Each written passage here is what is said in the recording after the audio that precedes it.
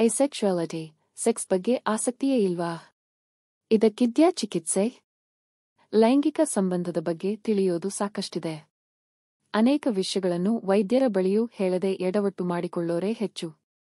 ಕೆಲವರಿಗೆ ಸೆಕ್ಸ್ ಬಗ್ಗೆ ಅತಿ ಆಸಕ್ತಿಯಿದ್ರೆ ಮತ್ತೆ ಕೆಲವರಿಗೆ ಆಕರ್ಷಣೆ ಇರೋದಿಲ್ಲ. ಇದಕ್ಕೆ ಕಾರಣವೇನು ಗೊತ್ತಾ? ಶಾರೀರಿಕ ಸಂಬಂಧದ ಬಗ್ಗೆ ಮಾತನಾಡಲು ಜನರು ಈಗ್ಲೂ ಹಿಂಜರಿಯುತ್ತಾರೆ.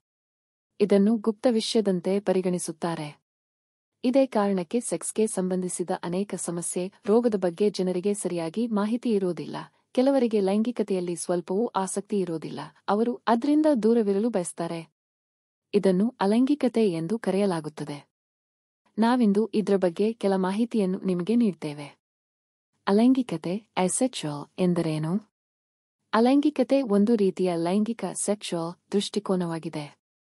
ಇದರಲ್ಲಿ ವ್ಯಕ್ತಿ ಯಾವುದೇ ರೀತಿಯಲ್ಲೂ ಲೈಂಗಿಕ ಆಕರ್ಷಣೆಗೆ ಒಳಗಾಗುವುದಿಲ್ಲ, ಯಾವುದೇ ಲಿಂಗಕ್ಕೆ ಆಕರ್ಷಿತರಾಗುವುದಿಲ್ಲ, ಲೈಂಗಿಕ ಚಟುವಟಿಕೆಯಲ್ಲಿ ಅತ್ಯಲ್ಪ ಆಸಕ್ತಿ ಅಥವಾ ಆಸಕ್ತಿ ಇಲ್ಲದ ಸ್ಥಿತಿಯಲ್ಲಿ ಇರುತ್ತಾನೆ. ಇದನ್ನು ಅನೇಕರು ಕಾಯಿಲೆ ಡೈಸೀಸ್ ಎಂದು ಭಾವಿಸುತ್ತಾರೆ.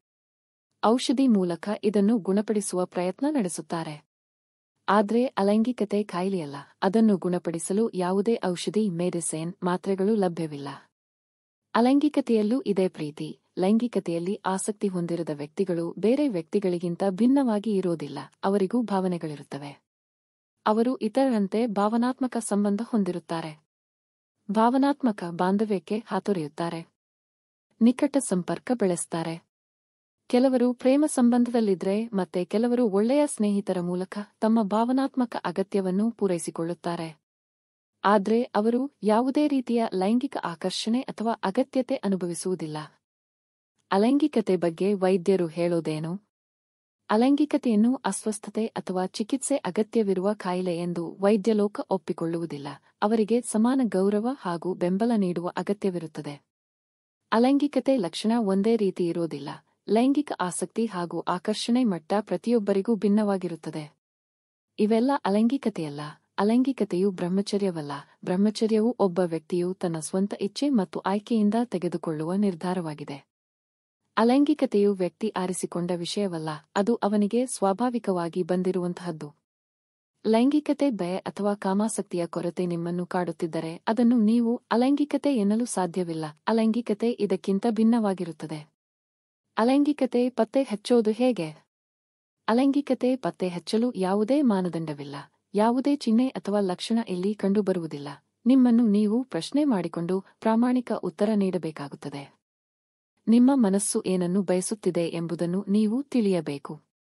ನಿಮಗೆ ಯಾವುದೇ ವ್ಯಕ್ತಿಯ ಮೇಲೆ ಲೈಂಗಿಕ ಭಾವನೆ ಬರ್ತಿಲ್ಲ ಎಂದಾದ್ರೆ ನೀವು ಅಲೈಂಗಿಕತೆ ಅನುಭವಿಸುತ್ತಿರಬಹುದು. ತಜ್ಞರ ಸಲಹೆ ಪಡೆಯಬಹುದು. ಅಲೈಂಗಿಕತೆ ಎನ್ನುವುದು ಒಂದು ಸಾಮಾನ್ಯ ಸಂಗತಿ ಎಂಬುದನ್ನು ಪ್ರತಿಯೊಬ್ಬರೂ ಅರಿಯಬೇಕು. ನೀವು ಅಲೈಂಗಿಕತೆ ಅನುಭವಿಸುತ್ತಿದ್ದೀರಿ ಎಂದಾದ್ರೆ ಮುಜುಗರಪಟ್ಟುಕೊಳ್ಳುವ ಅಗತ್ಯವೇ ಇಲ್ಲ. ಜನರಿಗೆ ಇದ್ರ ಬಗ್ಗೆ ಸರಿಯಾದ ಮಾಹಿತಿ ಇಲ್ಲದ ಕಾರಣ ಜನರು ಹೆದರುತ್ತಾರೆ, ನಾಚಿಕೆ ಪಟ್ಟುಕೊಳ್ತಾರೆ. ಆದ್ರೆ ನೀವು ಹಿಂದೇಟು ಹಾಕದೆ ಮಾನಸಿಕ ತಜ್ಞರ ಜೊತೆ ಸಮಾಲೋಚನೆ ನಡೆಸಿ ನಿಮ್ಮ ಸಮಸ್ಯೆಗೆ ಪರಿಹಾರ ಕಂಡುಕೊಳ್ಳಬಹುದು. ಮಾನಸಿಕ ತಜ್ಞರು ಅಲೈಂಗಿಕತೆ ಬಗ್ಗೆ ತಿಳಿದಿದ್ದಾರೆಯೇ ಎಂಬುದನ್ನು ನೀವು ತಿಳಿದು ನಂತರ ಸಮಾಲೋಚನೆ ನಡೆಸಿ.